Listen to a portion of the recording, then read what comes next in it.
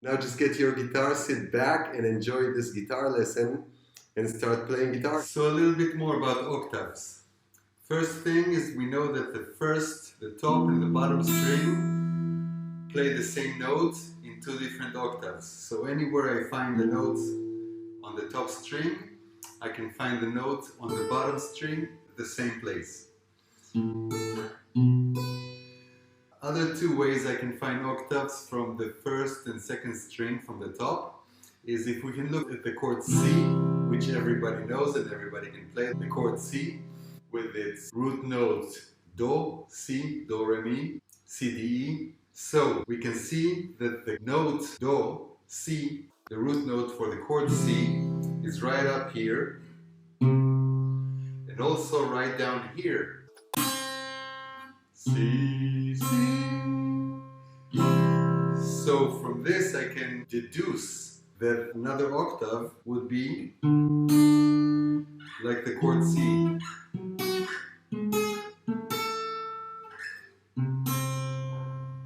And from the top string,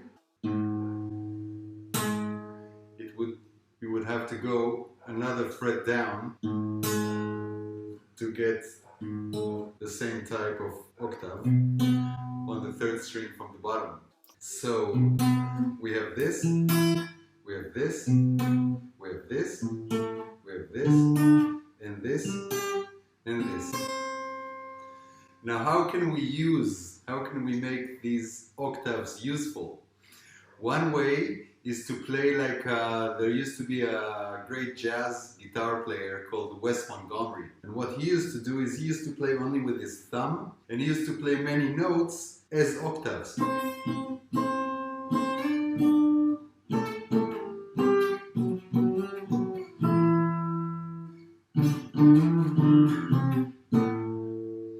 Like so. And what you do is you hold these formations of the octave and you just strum them down, and while you hold them, you mute the strings in between them.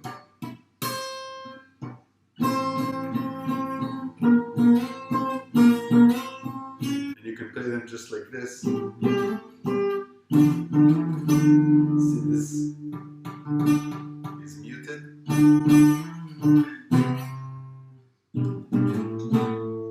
You have a more robust, a thicker sound to each note you play because of the consonants of the octave. You have it lower and higher at the same time. And you can make the sound a little bit stronger. Eric Johnson used it in his Manhattan.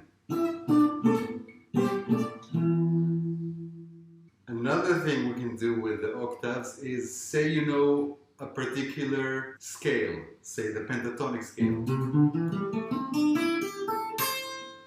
For each note here, I can find the octave and thereby find out how to play the scale in different places.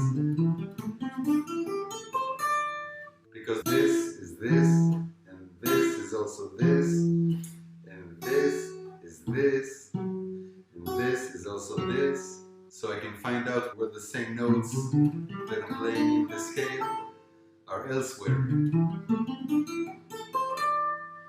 And same I can do with the diatonic scales. If I have the G major scale,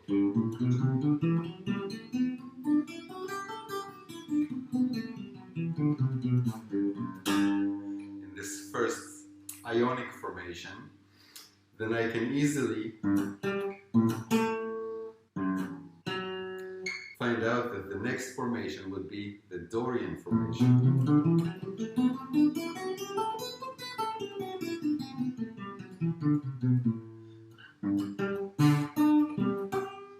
This way I can find out all the rest of the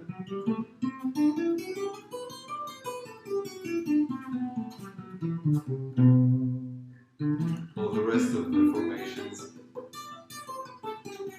according to my little octaves. And